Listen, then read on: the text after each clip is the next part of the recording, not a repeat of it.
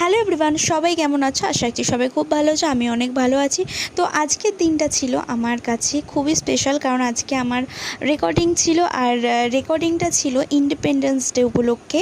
যে গানটা আসবে আমার অফিসিয়াল সহেলি বসু অফিসিয়াল চ্যানেলে। তো যারা এখনও চ্যানেলটা সাবস্ক্রাইব করোনি তারা অবশ্যই ঝটপট যাও, কারণ গান কিন্তু আসতে চলেছে। এর আগেও এসেছে এবং পরেও আসবে। তো রেকর্ডিং করতে গিয়েছিলাম এবং কিছুটা টেক নেওয়ার পর আমি বসেছিলাম এবং আমার বর এখানে টেক নিচ্ছে, কারণ কিছু ইনস্ট্রুমেন্টাল অ্যাড হচ্ছে এখানে।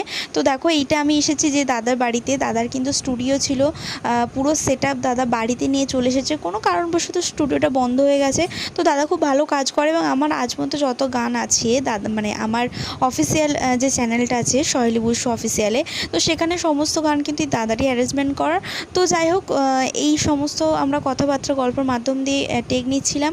আর প্রচণ্ড গরম হচ্ছিলো। এই যে দেখো, আমি এখানে টেক নিচ্ছি। তো টেকের নেওয়ার মাঝে মাঝে আমি তোমাদের জন্য ভিডিও শ্যুটগুলো করে রাখছিলাম, কারণ তোমাদের সাথে শেয়ার করব। অনেকেই বলেছো যে দিদি ভিডিও দিও, তো সেই জন্য ভিডিও দিচ্ছিলাম। তো আমাদের রেকর্ডিং হচ্ছিল। রেকর্ডিংয়ের মাঝে এই যে দেখো, ঠাকুর মশাই এসেছেন ঠাকুর পুজো করতে। যেহেতু দাদারা ব্রাহ্মণ এবং বাড়িতে ঠাকুর আছে, নারায়ণশিলা আছে, তো সেই জন্য ঠাকুর মশাই এসেছেন পুজো করতে।